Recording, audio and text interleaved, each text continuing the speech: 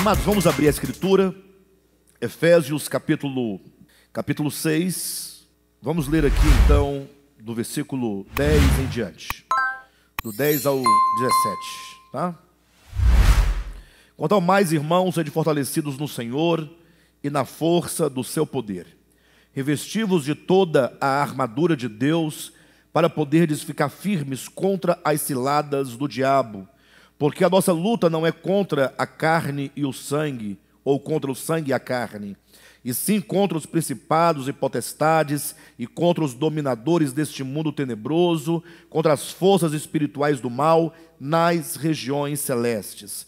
Portanto, tomai toda a armadura de Deus, para que possais resistir no dia mau, e depois de teres vencido tudo, permanecer inabaláveis. Estai, pois, firmes, cingindo-vos com a verdade e revestindo-vos da couraça da justiça, calçai os pés com a preparação do evangelho da paz, embraçando sempre o escudo da fé, com o qual podereis apagar todos os dardos inflamáveis do maligno. Tomai também o capacete da salvação e a espada do Espírito, que é a palavra de Deus. Queridos, eu preciso insistir com os irmãos. Talvez não seja nem insistir a palavra, né? Mas talvez seja ensinar mesmo. Creio que há muitos irmãos que estão chegando agora no ministério, irmãos que estão começando agora a acompanhar as mensagens na transmissão no YouTube, e por chegar agora, nesses dias, né, ultimamente, sabe pouco sobre o ministério de Volta à Palavra. E acaba que, por não conhecer o ministério, acaba tecendo alguns comentários que logo quando você lê o comentário lá no chat, por exemplo, você percebe que a pessoa está totalmente fora de conexão com o que está sendo dito, né? A pessoa está como que tentando nos corrigir em algum aspecto, só que a pessoa não sabe o que nós estamos falando. A pessoa não sabe. Não pense vocês que é chegar no ministério, seja presencial ou seja à distância, seja online, seja pelo YouTube, não pense que na primeira vez você vai estar entendendo o que nós estamos falando. Você não vai estar entendendo. Você não entenderá. Isso porque, acostumados a ouvir discursos vazios, destituído de fundamento, destituído de conteúdo, né, de uma consciência crítica do texto bíblico, da teologia bíblica como um todo, da economia de Deus no Novo Testamento, a pessoa, por não ter o costume de ouvir discursos embasados e desenvolvidos, pensa que nós estamos falando o que ela está ouvindo. Isso não é verdade. Então, o conselho que eu dou a todos os irmãos, e esse é um conselho sábio, e serve também para os irmãos que já são mais velhos no ministério, que já acompanham a vida do ministério, a vida da igreja, que nós desenvolvamos uma postura hermenêutica. O que se entende por postura hermenêutica? É você desenvolver a capacidade de ouvir, e ouvir tudo o que o outro tem a dizer. É você permitir que o outro fale, que o outro explique, e você então não somente ouvir até o fim, e não somente ouvir atentamente até o fim, mas desenvolver um esforço para compreender o que se diz, procurar desenvolver o esforço, se esforçar para procurar tocar naquilo que está sendo dito de fato e de verdade. Porque se de repente eu falo uma frase, o indivíduo na internet reprova, é porque eu não estou vendo. Se eu estivesse acompanhando, os irmãos viriam, perceberiam que não funciona, não dá certo. Porque basta eu perguntar, o que você está dizendo? E logo, quando a pessoa disser, logo se observará que a pessoa não está falando nada do que nós estamos dizendo. Então, é preciso ter esse espírito hermenêutico, que é a manifestação de humildade. Ouvir o outro, se permitir. Falando nós aqui na semana passada acerca do Evangelho da Paz, né? Houve quem, assistindo, comentasse lá, dizendo que, inclusive, que não é esse o Evangelho, que é verdade que nós devemos ter paz uns com os outros, mas que o Evangelho é o Evangelho de Jesus Cristo, é o Evangelho da cruz, do arrependimento. Daí já dá para a pessoa para perceber de cara que a pessoa ou não ouviu a mensagem, ou não tem disposição. Isso é ruim para você. Ou seja, enquanto você poderia crescer no conhecimento, até mesmo para você destruir um pensamento, você precisa ouvir e compreender. Senão você se passa por tolo. Aquele que não ouve é tolo. E o tolo, às vezes, precisa ouvir uma palavra mais rigorosa para ele saber que ele é tolo, para dar a oportunidade de abandonar a tolice. Né? Uma oportunidade. Então, assim, vamos procurar ouvir e vamos aprender a perguntar. Né? Nós insistimos aqui muito, nós falamos 2 semanas para dizer que quando a Escritura chama Evangelho da Paz, e não sou eu quem dá esse nome ao Evangelho, Evangelho da Paz pode ser colocado como Evangelho pacificador, e essa paz ou essa pacificação não diz respeito ao meu estado de paz de espírito, mas diz respeito que o Evangelho, por natureza, é aquilo que que Deus realizou em Cristo. Ou seja, Deus não lança na face do homem as suas transgressões. Não, Deus estava em Cristo reconciliando. A palavra reconciliação implica paz. Perfeito?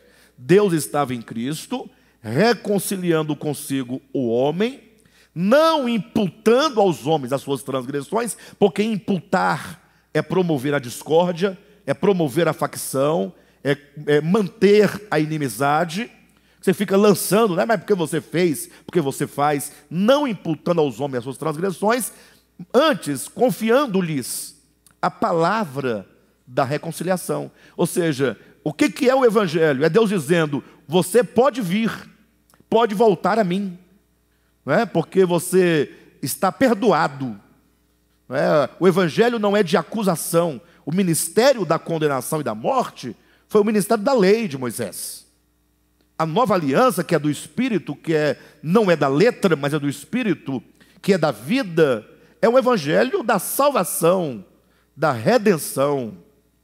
Imagine, nós podemos perceber a ideia do Evangelho da Paz na parábola que Jesus fala do filho pródigo. Poxa, se você fosse o pai do pródigo lá da parábola, como você receberia o seu filho? Ou, será que você receberia o seu filho? Quais as condições em que você receberia esse filho? Podemos dizer que há pais que diriam: não, esse filho não dá para receber mais. Uma vez que ele fez o que ele fez, as portas estão trancadas para sempre. Tem pais terrenos que procedem dessa maneira? Tem. E tem crentes que pensam que Deus procede dessa maneira? Tem. Aqueles que inventaram, os que mantêm, sustentam e continuam a pregar a invenção de uma tal doutrina que não é bíblica, chamada o fechamento da porta da graça. Isso não é bíblico, absolutamente. Lógico, eu sei que vão recorrer dizendo que tem a parábola das 10 virgens, que a porta se trancou e etc e tal, mas lá não tem nada a ver com o fechamento da porta da graça. Né? Lá, pelo contrário, a parábola lá parece dizer que há uma possibilidade, sim, de que tais pessoas recuperem o que elas perderam durante o tempo de hoje. De todo modo, pode também haver pais que falam: não, eu recebo o filho de volta, mas na condição de que ele devolva o bem que ele gastou. Não tem pais que podem fazer isso? Pode haver pais que digam: não, além de ele devolver o que gastou, ele vai ter que ter palavras que expressem de fato que ele errou. Só devolver não serve, ele tem que declarar: eu errei. Ele tem que se humilhar. E se não se humilhar, não recebe. Pode ter ainda um outro tipo de pai que diria: não, eu recebo na condição de que o filho devolva o que ele gastou, que ele declare com palavras, que ele se humilhe diante de todos, para que todos saibam que ele de fato errou, que ele assuma o erro e que agora se comporte de modo a comprovar que de fato está arrependido, senão eu posso voltar atrás. Sim ou não? Mas nenhuma dessas maneiras o pai da parábola procedeu. Porque o pai da parábola, ele é um exemplo, né? Na parábola ele representa o nosso Pai eterno, o nosso Pai celestial, que é um Pai compassivo. A atitude daquele Pai é uma atitude do Evangelho da reconciliação, do Evangelho da paz. Bem, se Deus trata o homem, mediante o Evangelho da paz, deste modo, né, nesse sentido vertical, então agora, esse que recebe este Evangelho, ele precisa agora ser um catalisador deste Evangelho para promover essa paz que ele recebeu entre ele e entre todos os homens da terra. Então, todo aquele que recebe o Evangelho da paz, da reconciliação, do perdão, da graça, da misericórdia, ele agora deve ser um canal por meio do qual esse perdão, essa graça, essa misericórdia se estende. Então, não é somente o Evangelho da paz, não diz somente que eu estou reconciliado com Deus, mas ele me leva a me reconciliar comigo mesmo. Quantas pessoas são cristãs e nunca se perdoaram?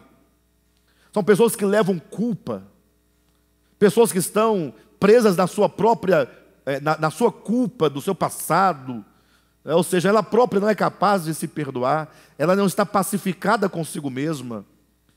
E quantos também não conseguem perdoar os outros das ofensas que ele sofreu? Lembra daquele texto lá em Mateus capítulo 6, no finalzinho da oração do Pai Nosso? Jesus, após falar a oração do Pai Nosso, ensinar os seus discípulos a orarem, aí ele diz assim: olha, por quê?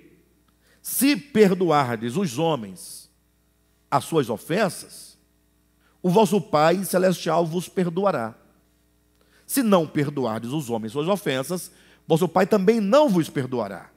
Logo, numa leitura rápida, numa leitura rasa, usar até um outro termo, numa leitura curta, no sentido de que você não estende aquele entendimento ao restante da Escritura, você pensa que ali Deus tem um perdão condicional, né?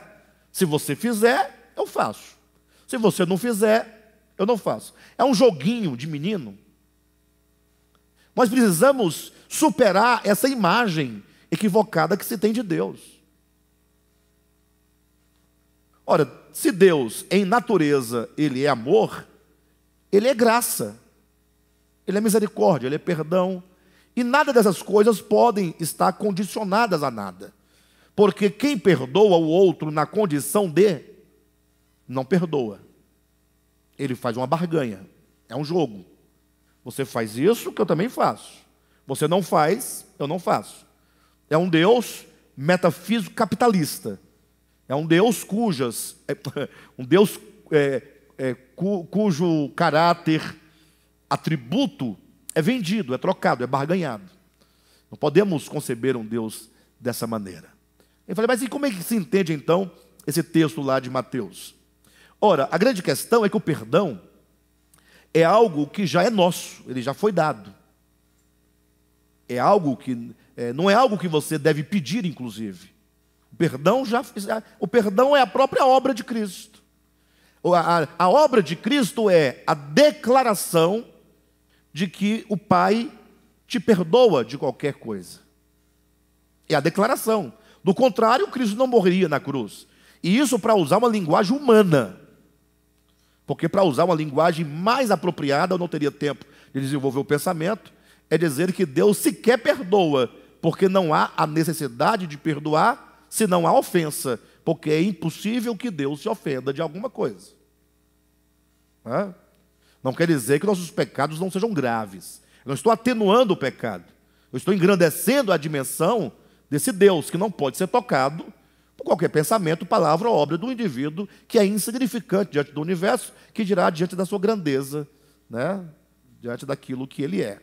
De todo modo, a grande questão é que quando nós perdoamos alguém, entenda isso, não é você que está perdoando, é você que está sendo perdoado.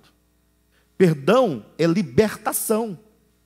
Entenda a palavra perdão, não é como um ato de bondade, tá bom, eu sou bonzinho, então você está desculpado, viu? Não vou levar em conta. A palavra perdão significa liberar, libertar, deixa o outro livre, deixa o outro ir.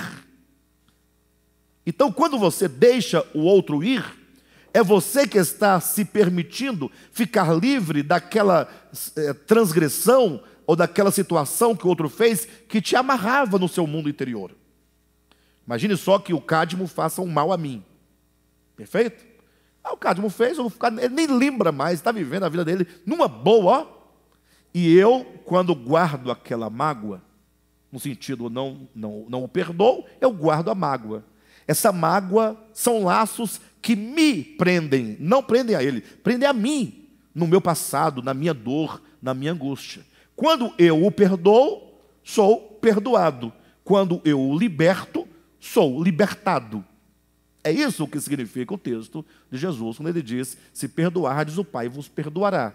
Ou seja, o perdão do Pai, que é nosso, que é a nossa libertação, passa pelo meu perdoar. Do contrário, eu próprio me prendo quando eu deixo de oferecer perdão, recuso automaticamente o perdão divino.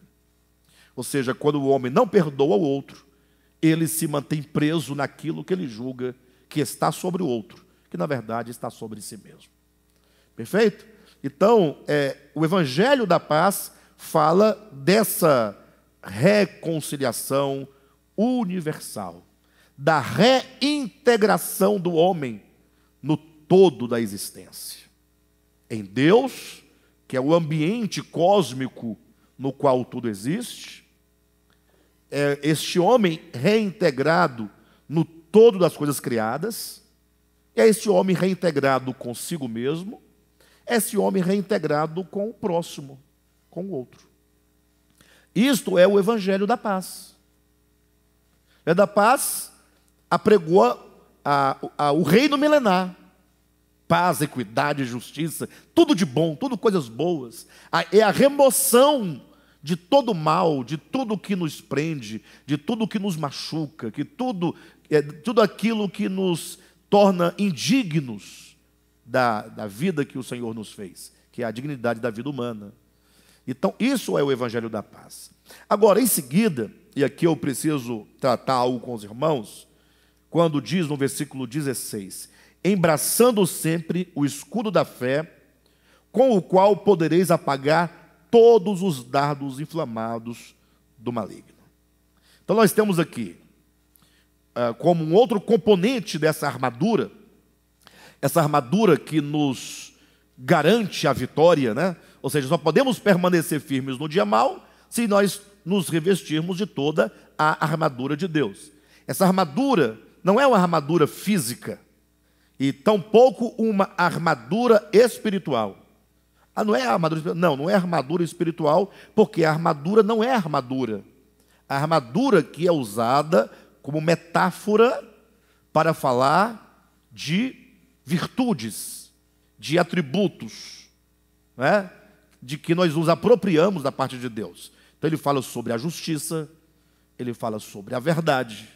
Então veja que tudo isso não são essencialmente uma armadura, do ponto de vista dessa figura, né? A armadura é uma metáfora.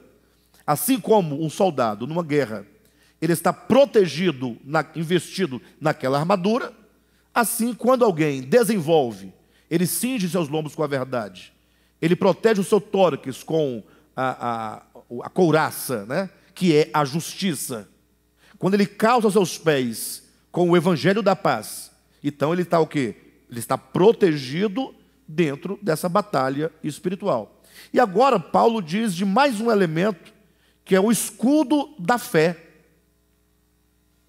E aí, para nós entendermos o que é o escudo da fé, logo já está dizendo, né? A fé nos serve como escudo. Ou seja, a fé é o escudo que te protege contra os dardos inflamados do maligno. Logo, para eu entender o que são esses dardos inflamados, eu tenho que compará-lo eu tenho que fazer uma relação de oposição com a fé. Então esses dardos não são qualquer coisa, senão aquilo que está em oposição à fé. Essa fé é a fé neotestamentária. Não é a fé, eu creio tanto, eu estou protegido, portanto. A questão é que o maligno, ele vai lançar dardos. Esses dardos são dardos inflamados. É como se fosse um grande dardo, não é? uma lança, e na ponta aqui ele colocasse como eu posso colocar o nome? É uma tocha com fogo, né? Tem um nome que dá mais apropriado, mas não tem problema. Você coloca um tufo de alguma coisa, com querosene, com a gasolina, e coloca fogo, porque imagine que naquele tempo, quando eles iam guerrear, então eles lançavam esses dardos inflamados, tocando fogo na ponta, que onde eles batiam incendiava. Né? As cidades eram incendiadas, como não se podia ir até lá, porque a guerra estava, né? Havia os muros, havia as portas fechadas, eles lançavam esses dardos inflamáveis para vencer o inimigo, para tocar fogo na cidade do inimigo. Então, a ideia é que o maligno, ele lança dardos inflamados na nossa mente, para que, ao tocar a nossa mente, a sua mente fique totalmente inflamada, né? Pegue fogo, você fique totalmente tomado, incendiado, consumido pelo quê?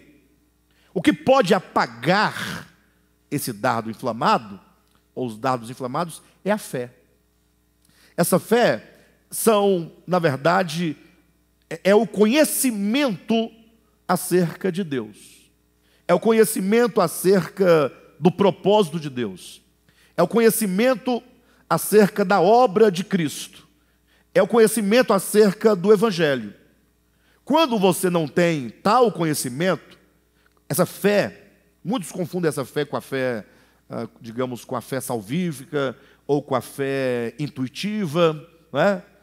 Para você entender mais ou menos o sentido dessa fé, Paulo usou muito a fé, esse termo fé, no sentido do conhecimento de Deus e de sua obra, o que se chama sã doutrina no Novo Testamento. Por exemplo, aquele texto em que Paulo fala em 2 Coríntios, capítulo 4, salvo engano, versículo 7, ele diz: combati o bom combate, completei a carreira, guardei a fé. Então, esse versículo, muitas vezes, ele é lido, geralmente, em sepultamento de crente, para dizer, olha, o irmão que morreu, ele combateu o bom combate, ou seja, ele viveu, lutou, criou filhos, trabalhou, né? E ele foi guerreiro, né? Ele combateu, ele completou a carreira, ou seja, ele fez tudo o que tinha que fazer e só morreu porque não tinha mais nada para fazer, portanto, é o que se conclui, e guardou a fé, ou seja, morreu sem se desviar, morreu crente. E por mais que seja bom falar isso de alguém, não é que é ruim, mas é que o texto bíblico lá de 2 Timóteo 4,7, Paulo está falando da missão que lhe foi dada, e ele está falando assim, olha, eu vou morrer agora, a minha morte já está iminente, então logo eu serei oferecido por libação. E quanto então ao meu ministério, à minha incumbência, Paulo, enquanto apóstolo dos gentios, ele diz, olha, na verdade, eu combati o bom combate. Esse bom combate é o bom combate da fé. Ou seja, ele foi alguém que batalhou pela preservação da verdade que é Cristo.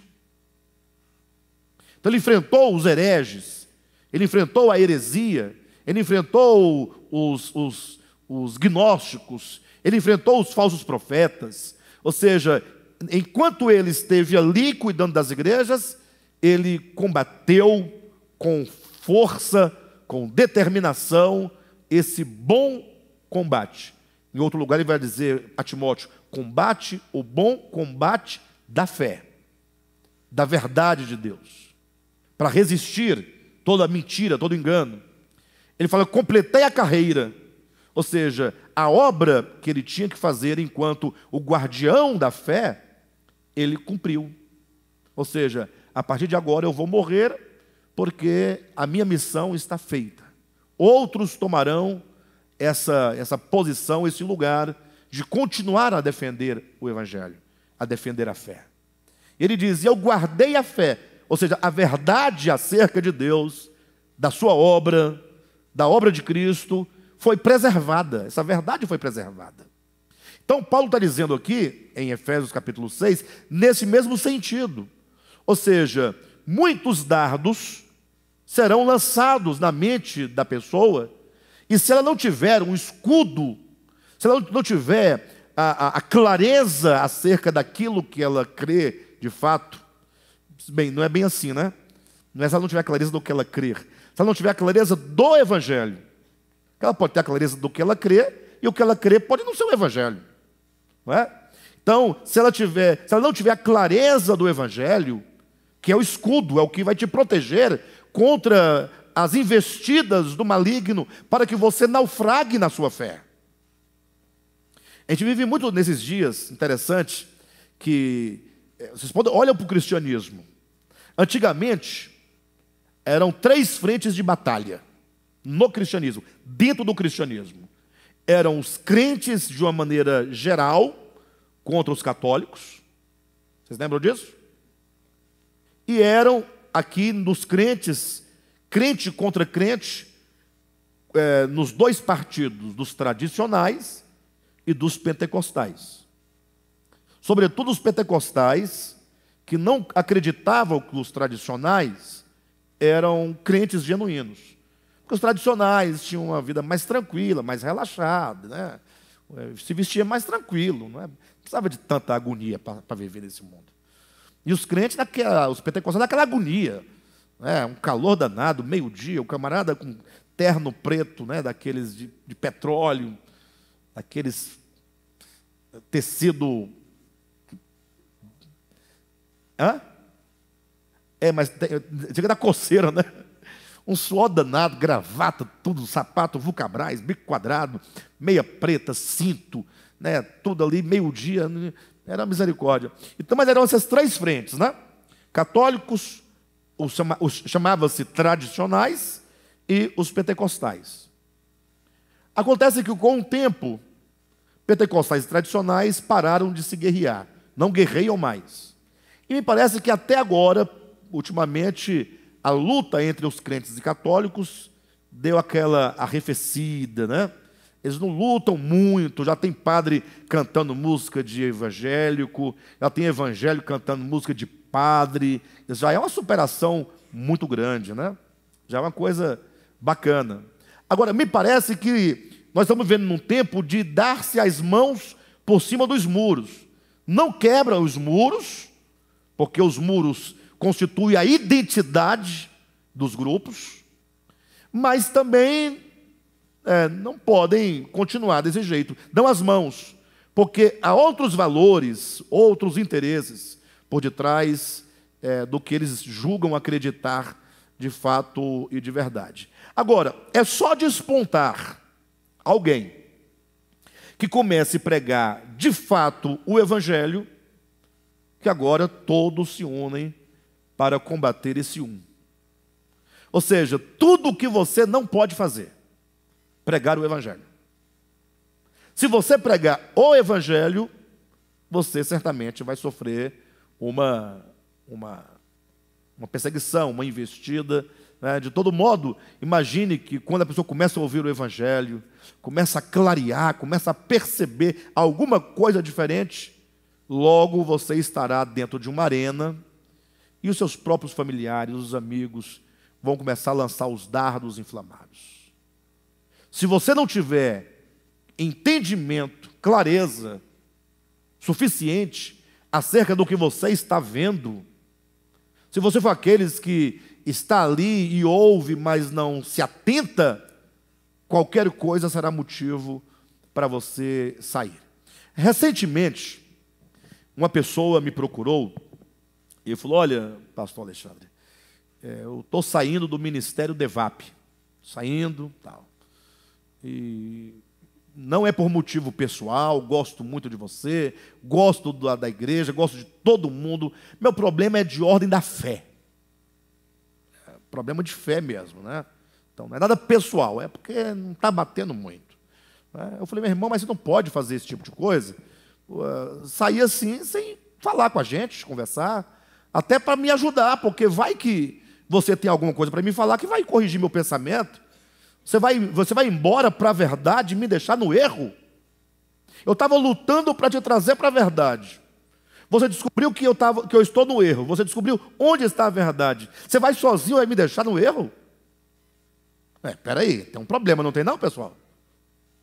Ué, se eu estou aqui, nós dois, Cadmo, Henrique, nós estamos aqui lutando para encontrar, tocar essa verdade de alguma maneira. Nós estamos aqui lutando juntos, numa ação de cooperação. Aí de repente o Cadmo descobre que a verdade está lá do outro lado. Aí ele sai calado e me deixa aqui sozinho no erro, sem nem me falar que eu estou errado? Não, vamos conversar.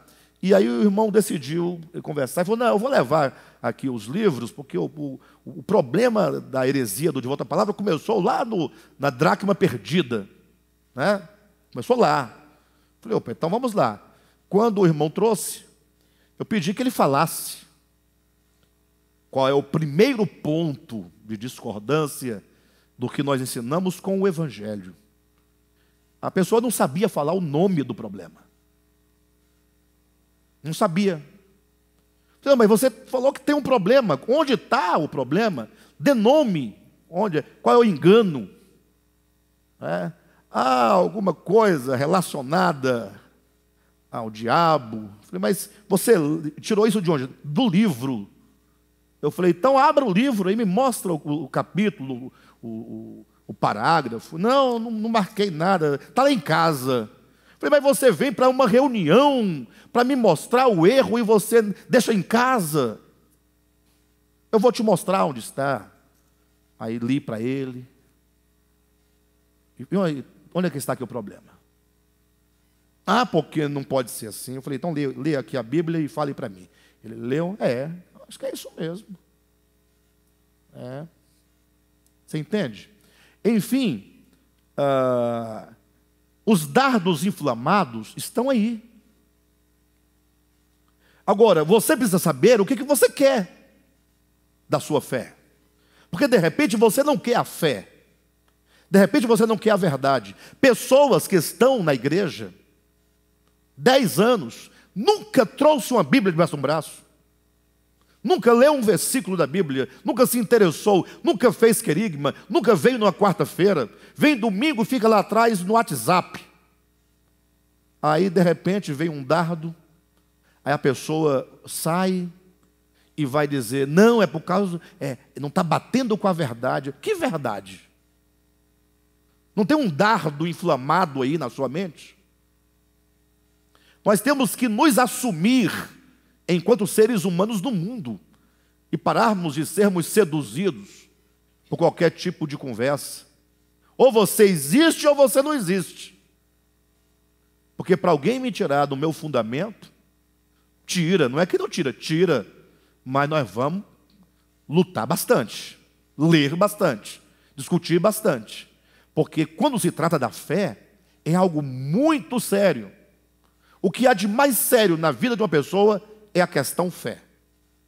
Porque ela vai definir tudo. Definir tudo. Eu ouvia o Clóvis de Barros, um professor de filosofia, muito bom por sinal, falando recentemente numa entrevista. Ele dizia que do olho esquerdo ele já perdeu a visão 100%, do olho direito ele só tinha agora 30%, então só enxerga 30% do olho direito. E por fim, quando acordou um dia embaçado demais, não vendo quase nada, foi ao médico, descobriu um tumor no olho. Aí o camarada que estava entrevistando, ele falou assim: mas e aí? Como é que você lida com isso? Você crê em Deus? Você tem esperança? Como é que você faz diante disso? Porque é uma tragédia em cima de outra tragédia e pronto. Ele falou assim: olha, é o seguinte, se eu não acreditar em Deus, eu tenho um problema. E se eu acreditar, eu tenho pelo menos uma esperança. Porque imagine que eu não creio em Deus, como tem muitos que não creem, e se chegar do outro lado de lá haver um Deus? Eu terei perdido. Sim ou não? E se eu acreditar em Deus e chegar lá e não tiver nada, eu não perdi nada. Eu não sei se essa fé dele é autêntica, mas que é inteligente, é esperto. Ou seja, por via das dúvidas, eu vou ficar aqui no vagão dos crentes. Né? Se tem um vagão que está indo para o nada, né? E o outro indo para Deus, eu prefiro ficar no vagão de Deus. E se não tiver Deus, não tem problema, mas pelo menos eu estou me garantindo por aqui. Mas isso é um entendimento muito elementar, mas que fala acerca. A fé é uma questão muito séria. Eu não creio em nada. Essa é a sua fé. Não crer em Deus é a fé na não existência de Deus. Mas é fé. É fé por quê? Como é que você pode resumir a fé? Como é que você pode dar o sentido, o significado de fé? O que é fé, afinal? Ora, fé é uma convicção que você tem no coração e que você não pode provar pelos meios empíricos da ciência. Isso é fé. Então eu não posso provar que há um Deus. Eu creio que há. Não posso provar. O ateu diz que não há. Ele também não pode provar. Ora, se ele acredita que não há e não pode provar, eu acredito que há e não posso provar, ambos têm fé. Só que a fé dele é maior do que a minha. Porque a minha é uma fé evidente. Eu creio que há um Deus porque tudo o que há não fui eu que fiz. E nenhum homem vai dizer que foi ele que fez o sol, a lua, as estrelas, as ervas, os peixes, os pássaros. O maior homem do mundo não declarou que fez nada disso. E ele não, ele vai ter que acreditar que toda essa biodiversidade, esse cosmo fantástico, veio do nada, veio do acaso. É muita fé. É muita fé. Eu até admiro a fé desses indivíduos. Mas veja que é uma questão muito séria. Crer ou não crer é uma questão muito séria. Porque define o futuro. Chega lá, não tiver nada, como o Clóvis de Barro disse, pelo menos nós tentamos. Não é? Mas imagine você que crê. Não, graças a Deus eu creio, eu tenho a minha fé. Bom, mas ter fé não é o suficiente. Em que você crê? Essa é a grande questão. Em que? Você precisa saber qual é o objeto da sua fé. Daí vivemos no tempo em que as seitas mais severas, elas são compostas de membros e de pessoas que estão preocupadas com aquilo que elas acreditam, mas, no geral, os crentes do século XXI não querem saber em que eles creem de fato. Não, basta eu creio em Jesus, é suficiente, está bom. E o pior é que nem crer em Jesus, na verdade, no final não dá nada. Não tem essa fé de Jesus. Porque eles não sabem quem é Jesus. Eles estão falando de um acontecimento, morreu por mim. É lógico que eu acredito. Jesus morreu por mim para me levar para o céu. Eu vou duvidar disso? Eu vou acreditar, Só que eu pergunto, quanto isso muda, altera o meu viver? Quase nada. Olha para a experiência cristã de um modo geral. Então, a maioria dos crentes não estão preocupados com a fé. Em que você crê? Como você crê? Qual é o modo da sua fé? Eu digo isso, hoje mesmo eu ouvi um pastor dizendo que o anticristo vai se manifestar em 2030. Está tudo certo já, tudo documentado, o Brasil também assinou a papelada, está tudo aí, em 2030 ele vai vir. E aí ele conclui a fala dele, é um pastorzão grande. Ele conclui a fala dele dizendo assim: vocês sabem o que é o anticristo? É tudo aquilo que é contrário ao que Cristo viveu e ensinou. Falei, pronto, estou diante dele. Logo eu falei, estou diante. Por quê? Porque o ensinamento desse segmento é tudo o contrário do que Cristo fez, do que Cristo ensinou. Mas não, olha como que as pessoas têm na sua fé a ideia de um anticristo, mas esse anticristo ainda vai vir em 2030, de algum lugar, de algum país. Ou seja, eles têm a fé nesses eventos negativos, escatológicos, que surgirão, só que o modo como ele crê é um modo equivocado. Paulo já dizia que o espírito do anticristo já agia no seu tempo, que tudo era uma questão apenas de ele ser manifestado, mas já estava agindo, ele já era. Então, o anticristo, que é um espírito, aí é básico, né? Aí é tautologia pura. O que é anticristo? Ora, é aquilo que é anticristo, aquilo que é contrário a Cristo. Nesse caso, a tautologia simplifica as coisas. Ou seja, todo pensamento, todo sentimento, todo desejo, toda obra que está em oposição ao sentimento, às obras de Cristo, ao ensinamento de Cristo, é anticristo. Está contrário a ele, é anti. Está em oposição. E o anticristo está selando as pessoas, no sentido de construir uma consciência que, a despeito de dizer ou de falar em nome do Evangelho, ela se solidifica nas bases de pressupostos, de doutrinas, de conceitos contrários ao do Cristo. Então, o modo como nós cremos é muito importante. Eu dizia aqui, na mensagem de domingo, fui para casa pensando, puxa, como terá sido a recepção da palavra, né? Porque a palavra de domingo foi uma das mais importantes dos últimos 10 anos do ministério. A palavra de domingo foi uma das palavras mais importantes dos últimos 15 anos, provavelmente. Ou mais, né? Desse ministério. Agora a grande questão é, e qual é a recepção? Como que as pessoas ouvem a mensagem? E eu comecei falando no estudo de hoje sobre a postura hermenêutica, que é não somente a postura de ouvir, mas o esforço de compreender o outro. Ou seja, com o objetivo de dizer que Jesus é o Evangelho, e nada mais além de Cristo Jesus é o Evangelho, e que a medida que nós devemos usar para saber se isto ou aquilo outro é de Deus ou se é do demônio, é Jesus. Com vista a dizer isso, algo tão simples, não é simples ou não?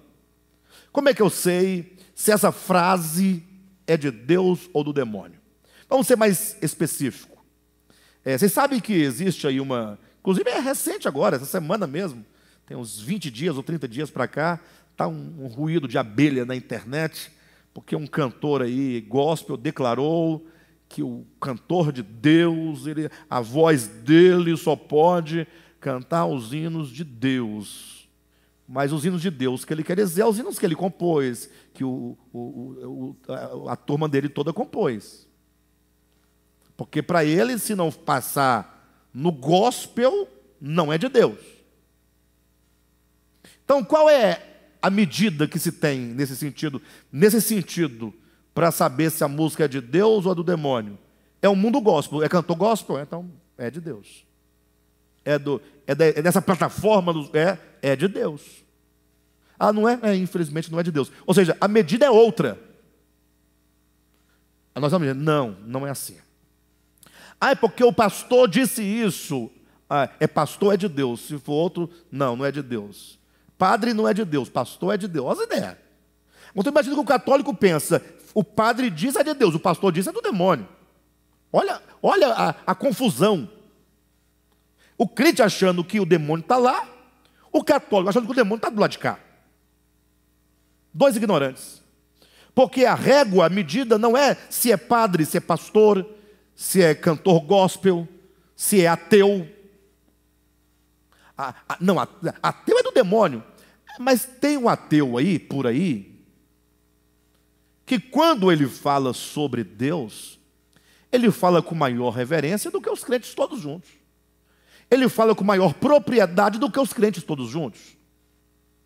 E me parece que a ética que esse indivíduo tem é muito mais crística do que o cristianismo todo junto. Mas esse aqui é ateu.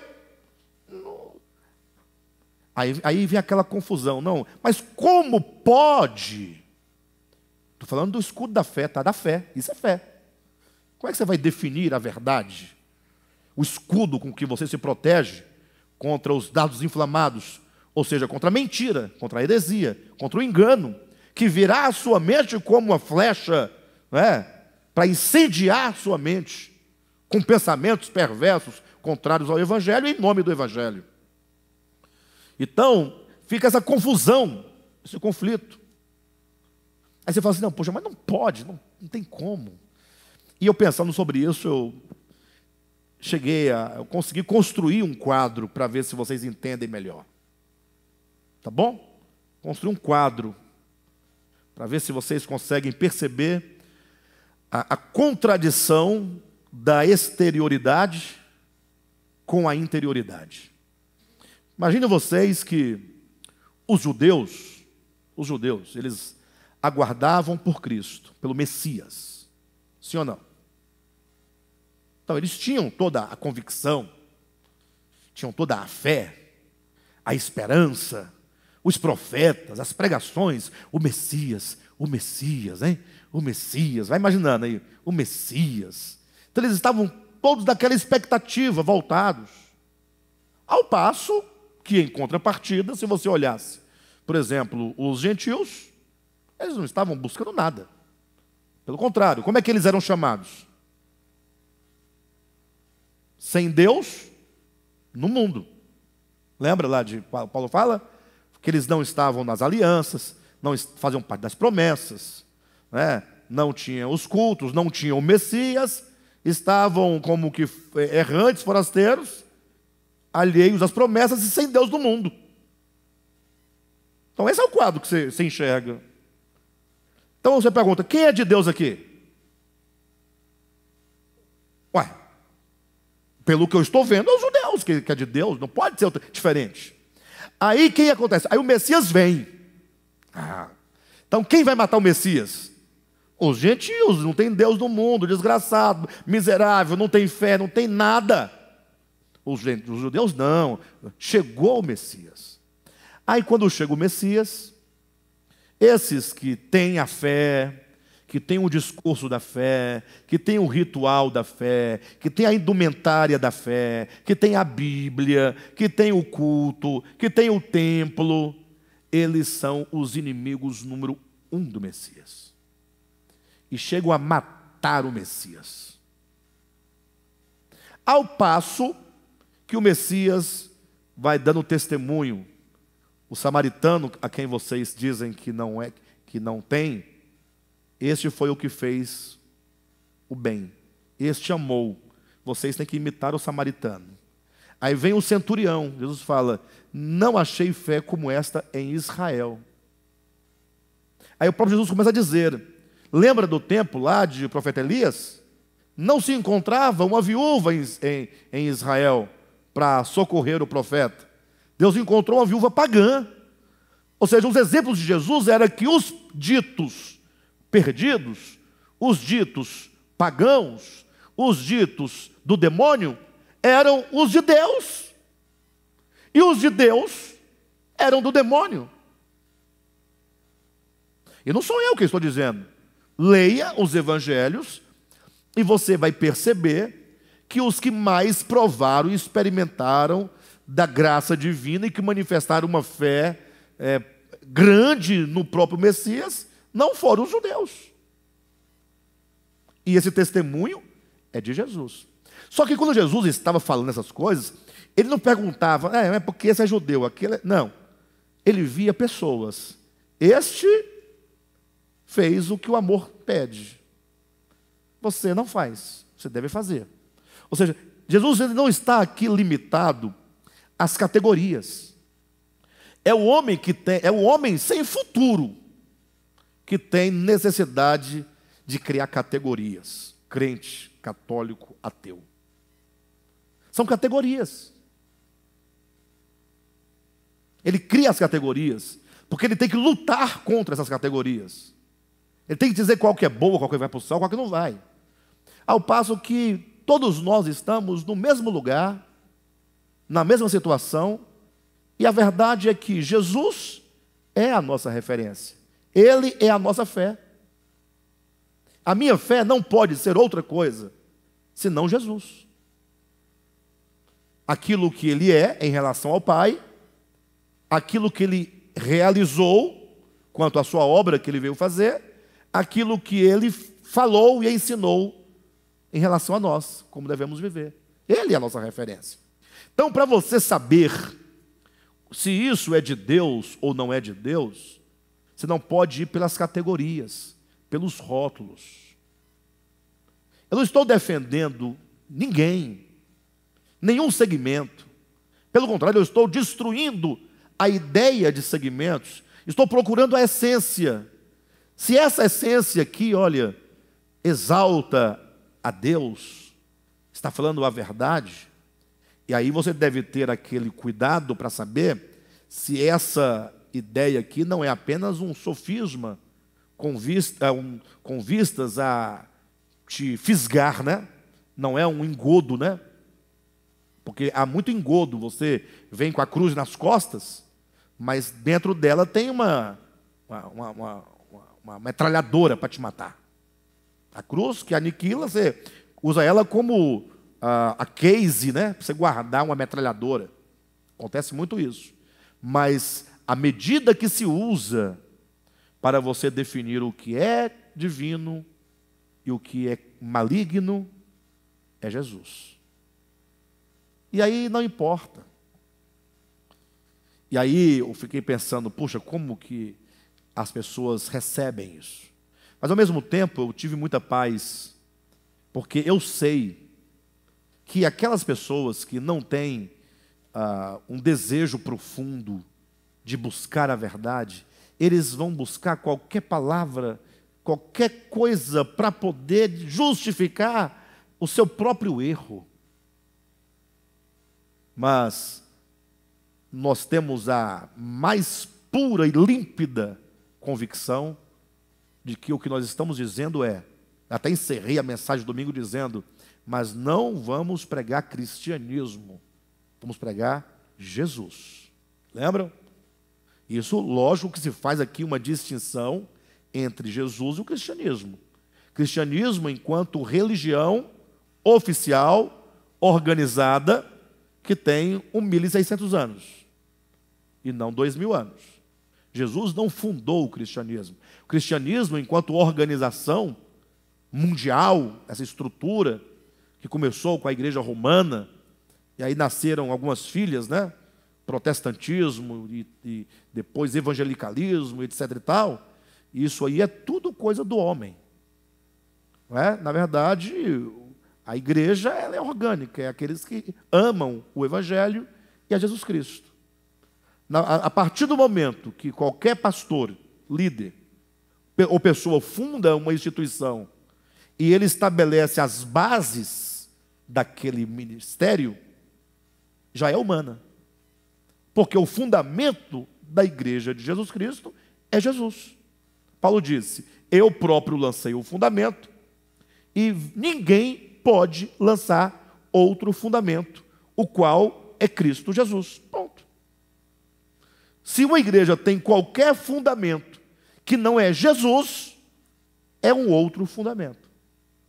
E se é outro fundamento, não pode ser chamada de igreja de Jesus Cristo, portanto, só pode ser uma instituição humana. Por isso que cada uma delas vai levando a cara do seu próprio líder. E como nós enfatizamos aqui domingo passado, eu dizia esqueçam os nomes, eu citei vários nomes. Batista, Assembleia, Presbiteriana, IURD, Deus é Amor e tal, DEVAP.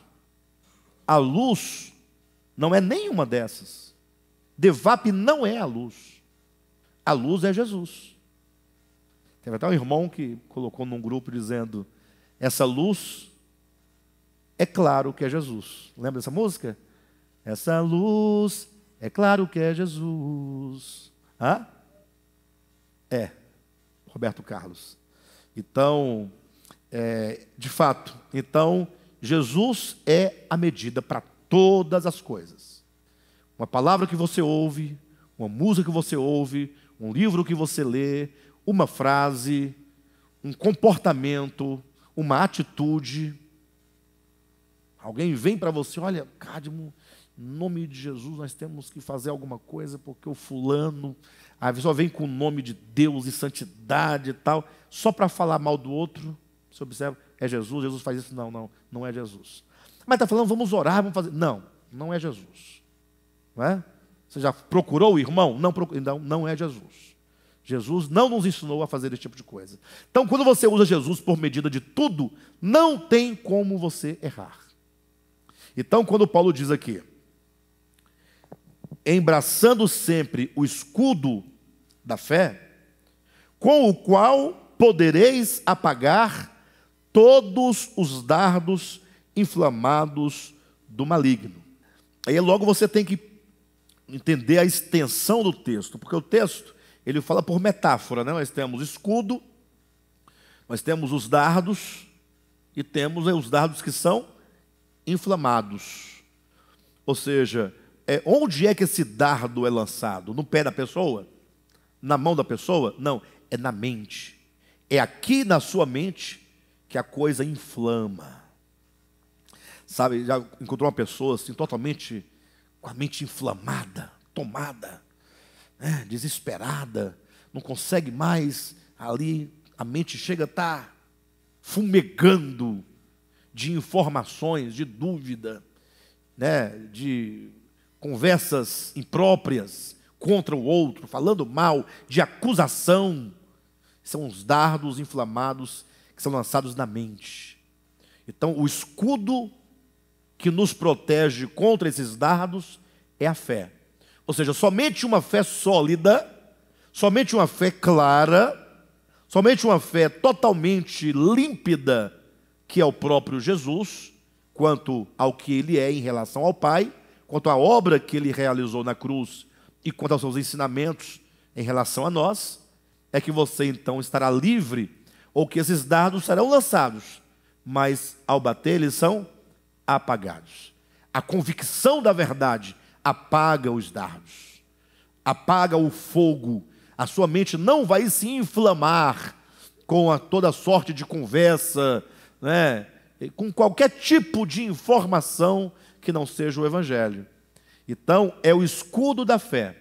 Então, olha como Paulo vai dizendo que aqui na nossa trajetória, e essa trajetória é uma luta, é um combate, todo dia você está exposto, né, a essa guerra espiritual, todo dia você está sujeito a vencer o dia derrotado. Ele diz, olha, cinja os lombos com a verdade, guarda o coração com a prática da justiça, caminhe, né, segundo o evangelho da reconciliação, e que não somente o evangelho seja uma proteção para calçar os seus pés, para você andar segundo o evangelho, mas que agora servem para te levar a outros lugares, para comunicar a outros este evangelho. Ele diz, e você precisará guardar a sua mente, guardar a mente desses dardos, ou seja, os dardos vão de encontro à sua mente, uma mente sadia, como o apóstolo Paulo dizia a Timóteo, né, que era necessário ter um coração puro e uma fé sem hipocrisia. E quando eu falo fé sem hipocrisia, puxa vida, nós precisamos pensar muito nessa expressão de Paulo. Porque o que seria um coração puro e uma fé sem hipocrisia? Coração puro Fica claro, né? É um coração que só busca de fato a verdade, que não tem outros interesses. Porque um coração impuro, um coração que não é puro, ele não sabe exatamente o que ele está buscando. Às vezes ele está num lugar, num determinado formato de fé, mas o que leva a pessoa a permanecer ou a estar naquele lugar? O que precisa acontecer para que a pessoa desacredite da fé que ela diz que tem? O que precisa acontecer? Por isso que fala de uma fé sem hipocrisia. Um coração puro, ele certamente vai conter uma fé pura, uma fé límpida, ou seja, tudo o que eu quero é a verdade de Deus. Somente isso. Não importa se existem milhares de lugares mais próximo de casa, um local mais bonito, que tenha uma estrutura melhor, departamentos mais bem estabelecidos. Complicado. Olha, por incrível que pareça, eu já me deparei dezenas de vezes com situações assim difíceis, a ponto de eu não ter o que falar. Não é? Ou seja, tem, né? Muita coisa para falar. Mas falar assim, talvez não seja o momento, a pessoa não tem condições de ouvir nada. Falou assim, olha, Alexandre, eu gosto tanto do De Volta à Palavra, tão boa palavra, tudo certinho. Mas é o seguinte, meus filhos, sabe, eles precisam de uma estrutura, assim, de escolinha de criança mais apropriada, né? Uma estrutura mais apropriada. Ou seja, a pergunta que essa pessoa precisa fazer para si mesma é, peraí, qual é o conceito que você tem de igreja? Você pode ter uma estrutura apropriada para o seu filho? Você pode ter um bom clube? Sim ou não? Você pode morar num excelente condomínio? Você pode levá-lo nos melhores parques de diversão? Você pode colocar nas melhores escolas particulares? Agora, quando se trata de igreja, qual é o seu critério? É se o ministério de louvor é bom? Porque tem muito ministério de louvor por aí que, misericórdia, é bom demais. É bom demais. Não, o nosso ministério de louvor é bom, mas já foi muito ruim. Mas tem uns ministérios de louvor por aí que... Tem umas bandas por aí que eu vou te falar. É banda. Não é brincadeira. Estruturas, né? Poxa, vai para o Rock in Rio. Ué. Você não quer estrutura? Vai para o Rock in Rio. Vai para uma boate. Vai para o show de um grande cantor. Ora, igreja, puxa, e se não tiver louvor? Ou banda de louvor, melhor, né? Porque louvor sempre vai ter. Se não tiver banda, como é que vai ser? Né? Se nós não tivermos uma estrutura, não tem ar-condicionado. Ou seja, já observaram que a fé é em segundo plano? O que importa são as estruturas. Então, isso não pode se falar nesse sentido de uma fé sem hipocrisia. A fé genuína, ela leva em conta a verdade. Ainda que todas as demais coisas secundárias, no âmbito material, físico, falte. A verdade em última instância. Primeira e última instância. Lógico, agora, quando porventura você tem alguma dificuldade de assimilar, né, algum ponto dessa fé, da verdade, aí você precisa o quê? Buscar compreensão. Buscar a compreensão. Porque imagine, todo o cristianismo em peso, dizendo que só os crentes são filhos de Deus. Ninguém mais é. Aí aparece um grupinho igual o nosso, dizendo, não, todos os homens são filhos de Deus. Não dá para você pensar assim, peraí, o que está acontecendo? Por que só esse grupinho vê diferente? É hora de você agora o quê? Investigar. Mas tem pessoas que preferem, não, mas isso é bobagem, tanto faz. Não, bobagem não. O conceito que você tem da humanidade define o modo como você com ela se relaciona. Estava aqui um dia, estava um pregador aqui pregando, não sei se era o Josué, se era o Marcinho, se era o Marquinhos, era alguém falando sobre os filhos de Deus, tal. E aí eu entrei num êxtase de alegria tão profunda, que num momento assim, na minha mente, eu fiquei imaginando, puxa vida, eu fiquei imaginando um dia possível, escatológico, quando diz lá que todo joelho se dobrará, né? E eu fiquei imaginando Nietzsche lá no nosso meio, porque a ideia é que Nietzsche é um fila de Betseba, né? Dá vontade de xingar, não dá? Só que ele, como um filho de Deus, ele está tão propenso ao arrependimento como qualquer um de nós. Agora, um Nietzsche arrependido é muito bom. É melhor um Nietzsche arrependido do que uma Vera arrependida. Porque a Vera ela se humilhou diante do Senhor, está muito claro. Agora o outro resistiu tanto, e quando ele se render, então, vai ser uma glória muito estupenda. Vocês entendem? Um Hitler confessando Jesus é uma coisa estupenda. Não que eles tenham, seja digno de maior graça do que nós, não é questão de dimensão, mas é porque o poder da graça operando num coração como o desses homens, mostra o que é o amor de Deus. E mostra em nós também o amor de Deus, mas nele vai ser muito bom, não é? Os filhos todos retornando à casa do Pai. Isso muda o modo como você vê o outro, como você trata o outro, porque uma doutrina do ponto de vista bíblico correta determina o modo como você vive.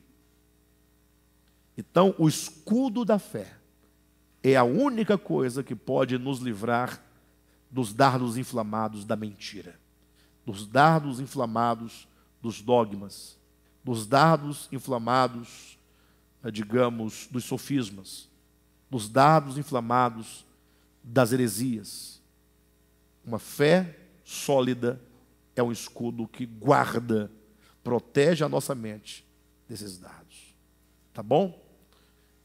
Eu quero dizer para os irmãos que nós, do De Volta à Palavra, precisamos urgentemente fazer a revisão da nossa fé. Revisão que eu digo, não é buscar o que está certo ou o que está errado, é colocar em dia até que ponto eu estou compreendendo aquilo que está sendo dito. Para que você não fique aí 10 anos sem saber o que está acontecendo. Não tem isso? Estou 10 anos, não sabe o que está acontecendo. O tempo está passando e a questão a coisa é muito grave. Então, a minha sugestão é que os irmãos façam valer o fato de os irmãos gastarem tempo conosco aqui.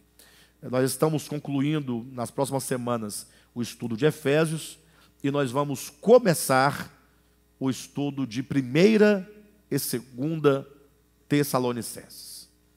Tá bom? Então, os irmãos que estão em casa, façam planos aí de participar, ou presencialmente ou à distância, mas que faça o plano, né, de começar do primeiro estudo. É só você separar a quarta-feira, às 20 horas, até às 20h40, 21h40. Esse tempinho, ó, ali você ouve, acompanha, você vai ter uma compreensão maravilhosa, crescendo no conhecimento, crescendo na graça, tá bom?